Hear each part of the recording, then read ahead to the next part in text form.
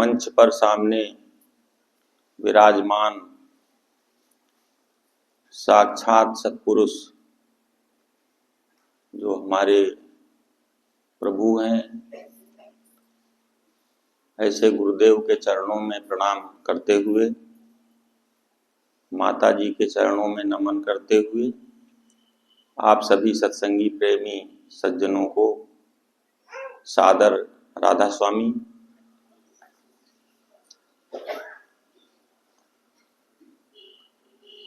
हमारे धन्य भाग्य हैं कि हमें ऐसा अवसर मिला है कि हम अपना उद्धार कर सकते हैं। बड़ा मुश्किल होता है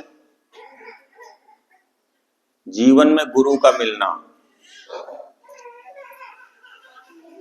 पूरा गुरु जीवन में मिल जाए, ये बहुत बड़े सौभाग्य की बात है।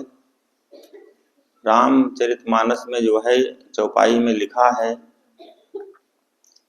पुण्य पुंज बिन मिलय न संता, सत संगत संसृति कर अंता।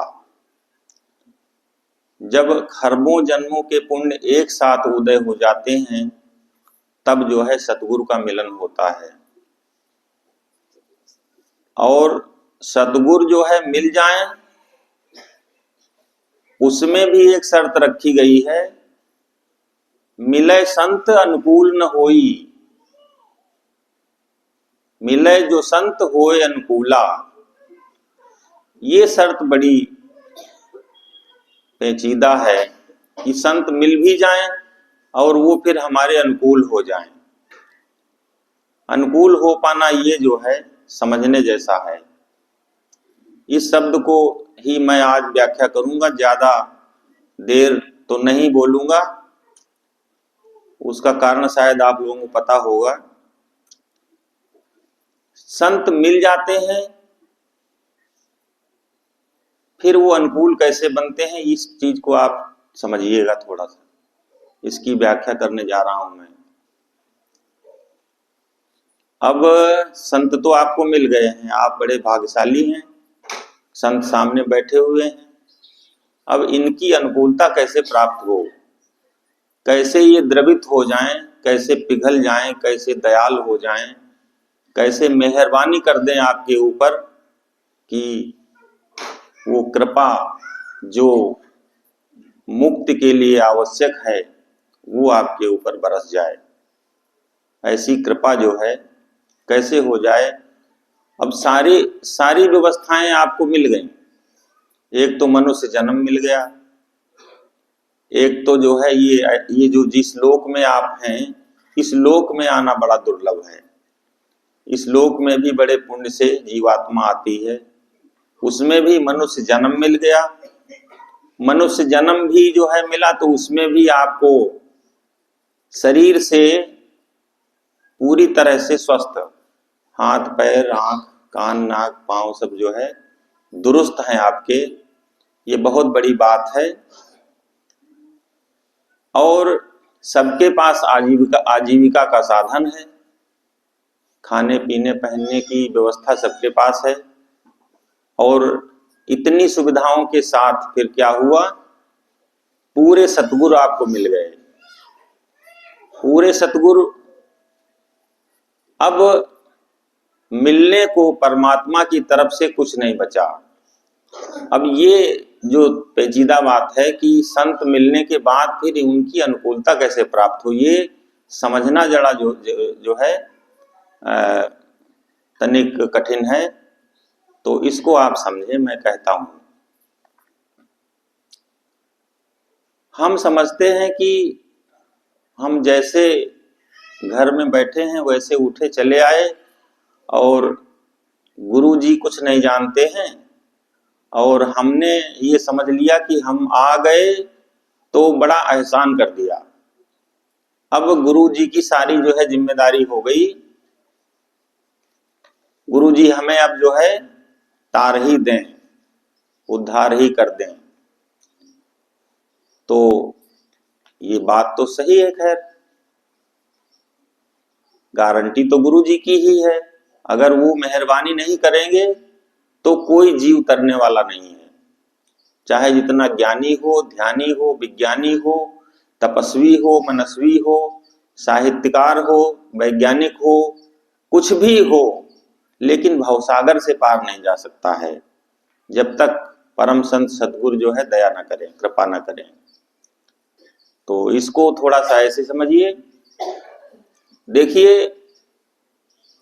ये जो मौका मिला है बड़ी मुश्किल से, तो बड़ी कठिनाई झेल करके आए हैं हम, उसके बाद मिला है। जलचर, थलचर, नभचर, ये चार जो जीवों के रहने के जो है स्थान हैं, कुछ जल में रहते हैं, कुछ थल में रहते हैं, कुछ आकाश में रहते हैं, और कुछ जो है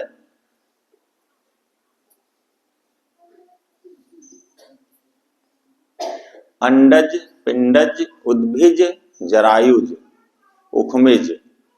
अंडज मतलब जो है अंडे से निकलने वाले, पिंडज मतलब पिंड से निकलने वाले, उद्भिज का मतलब होता है जो है जमीन फोड़ के निकलने वाले, जैसे पेड़ पौधे होते हैं। कुछ जो है जलचर होते हैं, जो जल में पानी में रहने वाले, मछली है, मगर है। कुछ उभयचर होते हैं, जल में थल में सब जगह रहते हैं जो है। तो वो जन्म कितने कठिन है, कितनी वहां दुर्दांत व्यवस्था है, इस पर थोड़ा विचार कर लीजिए। जो है उनके खाने का, उनके रहने का, उनका हालचाल पूछने वाला कोई नहीं होता है। आप तो परिवार में रहते हैं तो माँ बाप हैं, भाई बहन हैं, परिवार के लोग हैं, आस पड़ोस के लोग हैं, रिश्तेदार हैं, फिर वो डॉक्टरों की व्यवस्था करते हैं, बीमार होते हैं हम तो हमारा ख्याल रखते हैं, हमें खाना देते हैं, पानी देते हैं। अब ये थोड़ा सा अनुमान कीजिए, जो जलचर हैं, कोई मछली समुद्र में रह रही है, शरीर में चाहे जितनी बड़ी हो, लेकिन उसका हाल वहां कौन पूछता होगा। और उनके शरीर में रोग हो जाता है जब बदन पर कीड़े पड़ जाते हैं, और उन कीड़ों को खत्म करने की वहां कोई दवाई नहीं है।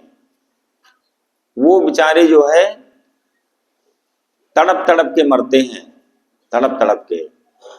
ऐसे ही जो है अंडज, जो अंडे से निकलने वाले हैं, पक्षी पेड़ों पर अंडे देते हैं, उन अंडों को शिकारी पक्षी खा जाते हैं, और बंदर वगैरह खा जाते हैं, और जो है तमाम चील हैं, कौवा हैं, ये सब तोड़ फोड़ के उनको नष्ट कर देते। तो बार बार उनका जन्म मरण होता रहता है, उनका हालचाल कोई नहीं पूछता है। और फिर बरसात होती है, घोंसले उड़ जाते हैं, आंधी आती है, उनके घर बार उजड़ जाते हैं, फिर कुछ पता नहीं चलता। मतलब उनको एक एक दिन, एक एक पल इतनी मुसीबत का है। जो जंगली जीव रहते हैं, भेड़िया है, भालू है, शेर है, कुत्ता है, ये सब जो है जो जंगल में रहते हैं, वो बीमार पड़ते हैं, उनका कौन हाल पूछता है। तो इस बात को थोड़ा सा बस यही बता करके आगे बढ़ेंगे। मतलब कहने का हमारे ये है कि इस जो मनुष्य जन्म है, मनुष्य जन्म के नीचे की खानों में और नरकों में, ये तो मृत्यु लोक की बात हमने बताई है। और जो नरक चले जाते हैं जीव, वहां का तो वर्णन बड़ा कठिन है, हम तो नहीं कर पाएंगे उसका वर्णन। नरक में आग में तपाया जाता है, उल्टा लटकाया जाता है, छुरे से काटा जाता है, और तरह तरह की वहां यातनाएं जो है दी जाती हैं। अब इसमें समझने जैसा ये है कि देखिए, हम इतना सब भोग करके और उसके बाद मनुष्य जन्म प्राप्त किए हैं, मिला है बड़ी मेहरबानी से। और रामचरितमानस में लिखा है कि मनुष्य शरीर जो है हम अपनी कमाई से नहीं पाते हैं। ये लिखा है कि कबहू कर करुणा नर देही, देत ईश बिनु हेतु स्नेही। जब खरबों कल्प बीत जाते हैं निकृष्ट योनियों में, नीचे की योनियों में, नरकों में, तब परमात्मा मेहरबानी करता है, ये सोच करके कि जो है चलो ये बहुत हो गया, अब थोड़ा सा इनको मौका दे देते हैं, किसी जीव को मनुष्य जन्म, मृत्यु लोक में मनुष्य का जन्म दिया जाता है, और मनुष्य का जन्म मिले, उसमें भी स्वस्थ शरीर मिले, उसमें भी जो है घर बार दुरुस्त हो, खाने पीने की व्यवस्था हो, उड़ने पहनने रहने का जो है की सुविधा हो, खेत खलिहान हो, बच्चे हो, परिवार हो, पड़ोसी अच्छे हो, गांव अच्छा हो, और इन सब सुविधाओं के बाद जो है कहीं ऐसा संयोग पड़े कि आपको सतगुरु मिल जाए, तो देखिए कितनी देर लग गई बताने में, ये है कि सतगुरु मिलने तक की कितनी बड़ी यात्रा है, कहां से हम चले थे और कहां से आकर के जो है हमको जो है सतगुरु से मिलन हुआ है। तो अब इस मौके को जो है आप चूकना मत, इस मौके को भुना लीजिए। और कोई कहे या ना कहे, मैं कहता हूं दावे के साथ, आपके सामने परम प्रभु बैठे हुए हैं और इनसे आपका कल्याण संभव है। करना बस ये है कि निर्दोष समर्पण आपको सीखना पड़ेगा। निर्दोष समर्पण, ये शब्द रट लीजिए, जो है इसको ही समझना है, इसको ध्यान में ले आइए अपने। निर्दोष समर्पण, जिस समय आप निर्दोष यहां शरणागत दे देंगे, उसी समय मेहरबानी हो जाएगी, उसी समय जो है सद्गुरु मेहरबान हो जाते हैं। होता यह है, हमारी भी गलती नहीं है कि हमारी जन्म जन्मांतर की आदत पड़ी हुई है, वो संस्कार जो हमने जो है नरक में भोगे थे। तो जैसे जब हमको काटा गया था, भाला से छेदा गया था, अग्नि में जलाया गया था, तेल में तला गया था, तो क्रोध उत्पन्न हो गया था। वो क्रोध जो है फिर हम जब मृत्यु लोक में आए हैं, तो जैसे शेर का जन्म हुआ, कुत्ते का जन्म हुआ, चूहे का जन्म हुआ, तो चूहे को देखते हैं आप कितना चोर होता है, मतलब पता ही नहीं चलता किधर से क्या नुकसान करके चला जाएगा, जो है वो भीतर भीतर वो जो है काटता रहता है सब नुकसान। तो वो जो आदत है, शेर की आदत अलग है, कुत्ते की आदत अलग है, सुअर की आदत अलग है, चूहे की आदत अलग है। तो ये जो हमारे संस्कार पड़े हुए हैं कि हमको कोई देख न पाए और हम चोरी कर लें, कोई जान न पाए और हम जो है चालाकी से किसी को ठग लें, तो हमारे तमाम सारे संस्कार, कोई एक ही संस्कार नहीं है, इसमें जो है काम, क्रोध, लोभ, मोह, मद, मत्सर, अहंकार, ये सब आते हैं। तो पिछले जन्मों में, पिछली योनियों में जो जो संस्कार हमारे ऊपर चढ़े, जो जो हमारी आदतें पड़ी हैं, वो आज भी पड़ी हुई हैं। ये जो है जन्म जन्म मुन जतन कराही, जन्म जन्म लग जाते हैं, तब भी ये जो है संस्कार हमारे नहीं छूटते हैं। जब तक कोई पूर्ण सतगुरु न मिले, पूर्ण दयाल न मिले, तब तक नहीं होता है। और वो भी शर्त के साथ कि आपका निर्दोष समर्पण हो जाए, आप यहाँ ऐसी शरणागति दे दें अपनी। तो क्या करना है कि ये जो जन्म हमें मिला है, एक तो निर्दोष हो जाइए पूरी तरह से। जो भी आप काम करते हैं, खेती दुकान दफ्तर का, चाहे कोई खेती करता हो, चाहे कोई दुकान करता हो, चाहे कोई दफ्तर का काम करता हो, कार्यालय में जाता हो काम करने, तो वहां पूरी निष्ठा और ईमानदारी के साथ सेवा भाव से खेती करिए, सेवा भाव से दुकान करिए, सेवा भाव से दफ्तर का काम करिए। और उसके बाद जो है सतगुरु को हर समय ध्यान में रखते हुए ये समझिए कि हर जगह वो हाजिर नाजिर हैं, ऐसी कोई जगह नहीं है जहां पर वो देख नहीं रहे हैं, सब कुछ देखते हैं। हम जो है बंद कमरे में जो भी करें, और चाहे ओझल होकर के करें, फिर भी गुरु को सब पता रहता है कि कोई जीव जो हमारा है वो कहाँ पर क्या कर रहा है।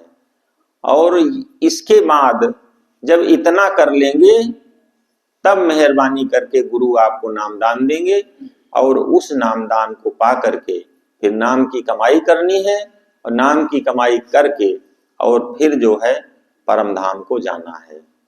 और बाकी जितनी विधाएं हैं वो सब सही हैं, यौगिक विधाएं जो हैं वो हठ योग भी सही है, और जो नाम योग साधना है वो भी सही है, यहाँ जो सिस्टम है सतगुरु पंथ में, तो सतगुरु पंथ में जो है सीधे सीधे यहां से उठाया जाता है और सीधे जो है सत्यलोक पहुंचा दिया जाता है, अनामी धाम पहुंचा दिया जाता है। यहाँ पर कोई स्टेप बीच वाले अपनाए नहीं जाते हैं। ये एक बड़ी जो ये नया पंथ है, नई व्यवस्था है, नई खोज है। ये व्यवस्था पहले कभी नहीं थी।